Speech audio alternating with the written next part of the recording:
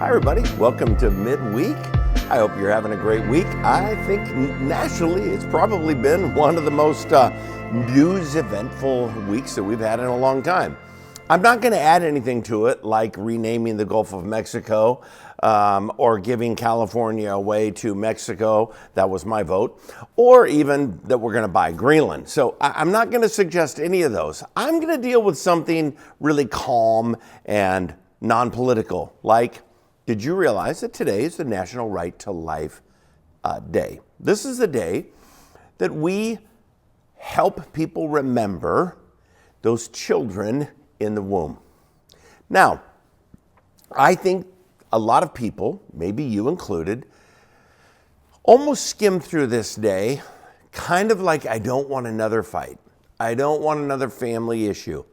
One family was talking to me about coming out of the election and some memes that they were sharing and different things, and it just kind of blew the whole family up. And I think everybody is probably a little bit to the point of like, can we just get along for a while? And so you might be thinking, oh, please don't bring up National Right to Life. I'm going to bring it up because I think it's important, because I think it's biblical. It's not a fundamentally political issue. It's an ethical, biblical issue. But I'm also going to look at it in a way of understanding. Yeah, I live in the same world you do. I have family members in my extended family that have quite differing views than me. I have people that I interact with all the time that it's like a no, contact conversation. So how do I think about this day? Let me just give you some thoughts. Number one, I always try and think very practically. How am I supporting life? Do I celebrate births? Do I encourage families to have children? Do I celebrate and encourage adoption? Are we as a church engaged in that area? Have we opened our home to the foster community over the years? We have. Is it a more dangerous world today than ever? It is. It is. I don't think you can love anyone without having significant risk. I try and think practically. I love Hope Pregnancy Center here in town. They are some of the most kind, loving, truthful people I know. So supporting them is just a practical way. They do ultrasounds, they help, they have supplies. And so I think before we move into the what's the truth, let's just think practically. How can I support? Now, by the way, it's not just on the younger end. I'm seeing it also on the older end. I remember, this is going to take you way, way back when Carrie and I were very young and we were dating. I had adopted an elderly man, and I just have always, over the years, kind of, for whatever reason, loved elderly people. It's just, they're some of my favorites.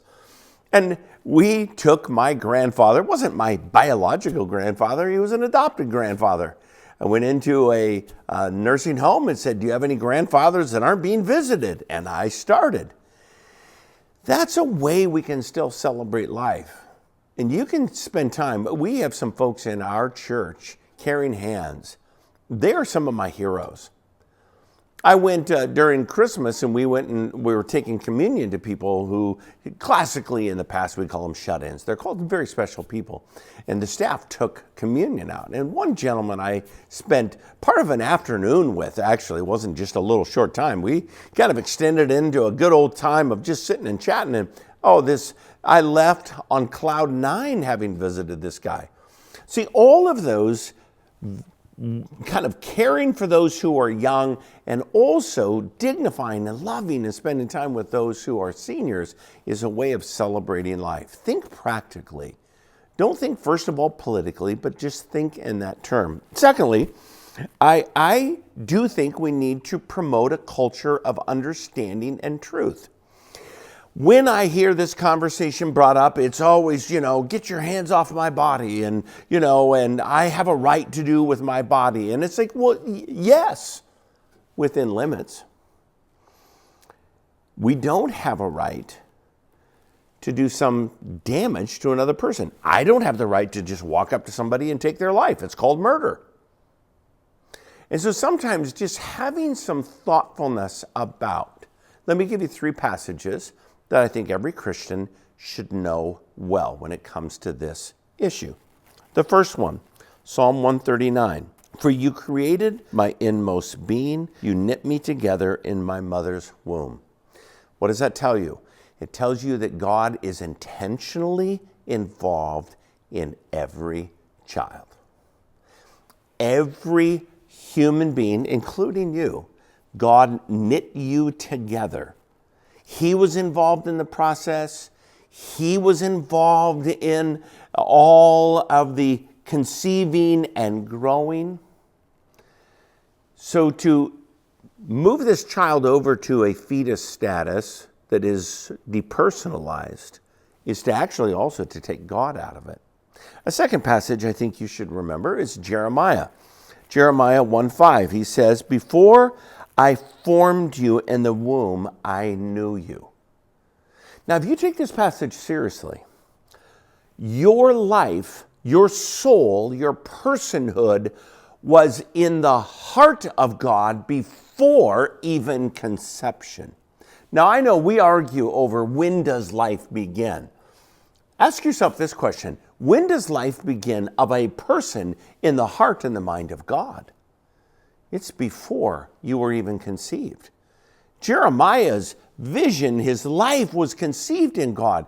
And so to think about that for your life and for mine and for every child out there, God not only is involved in their conception, but he's involved in the very design of their personhood before they're conceived.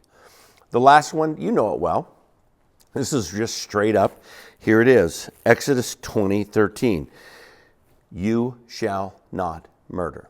If God is intentionally involved in bringing children together, if God is conceiving of them before they even in the physical act are conceived, then he says to us, don't murder. Practical, theological, all of those need to be frameworks that you and I kind of establish and say, you know what, there are practical ways that I can be involved, but there are also theological things that I need to come to grips with. They are not things I need to beat people over the head, but they are things I can help people see. And yes, they're going to bring up some of the difficult situations. They always do. They bring up that 1%, or they bring up that very, very difficult situation. But that difficult situation doesn't remove. It doesn't condone sin. It doesn't mean God was involved in the rape. It doesn't mean that God caused the rape. It does mean that God is involved in all conception, and he's bringing life to them. And by the way, even out of tragedy, God often redeems and brings glorious, glorious healing and ministry. I think another thing that we can do is to create in our church a very open, non-condemning, gracious culture. You know the stats as well as I do. There's a whole lot of people, fathers and mothers, who have chosen to abort. They come to church, and many times they've told me this. They don't like this weekend where we celebrate life because it brings up bad memories. There's nothing I can do to eliminate all of the bad choices that people have made. You virtually can't touch any subject. You can't touch Mother's Day if that's the case, because there's a whole lot of people out there that had really bad moms. You can't touch Father's Day because there's a whole score of people that had really bad fathers. And so if we're going to let a person's past history, be it bad or good, determine what we talk about, pretty much every week has to be nothing but kumbaya, let's go home. Can't do that. But what we can create is a culture where abortion is not the unpardonable sin.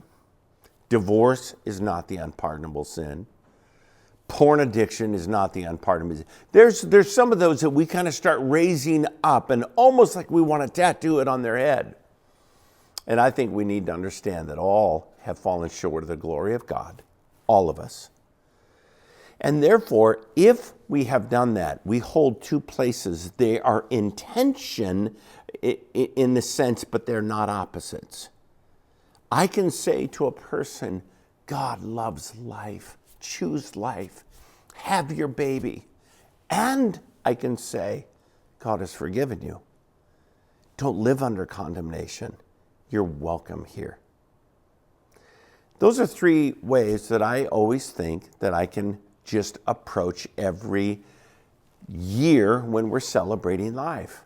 I can think practically, how can we love people? How can we support single moms? How can we support people in an unplanned and a difficult pregnancy? How can we speak about families as a positive thing? How can we talk about children as if they're a gift rather than a drudgery?